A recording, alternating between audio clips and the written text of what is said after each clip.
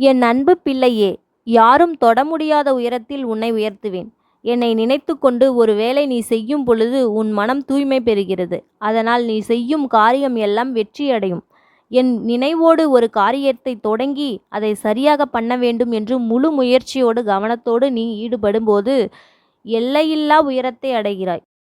என்னையே கதி என்று நினைத்து வாழ்ந்து கொண்டிருக்கும் உன்னை ஒருபொழுதும் நான் கைவிட மாட்டேன். நீ செய்யும் ஒவ்வொரு செயலிலும் நான் முன் நின்று உன்னை காப்பேன். கவலைப்படாதே. இனி நீ சந்தோஷத்தை மட்டுமே காணப்போகிறாய்.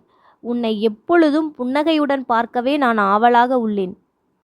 உன்னை ஒதுக்கியவரும் காயப்படுத்தியவரும் வியக்கும் வண்ணம் நீ உயரப்போகிறாய்.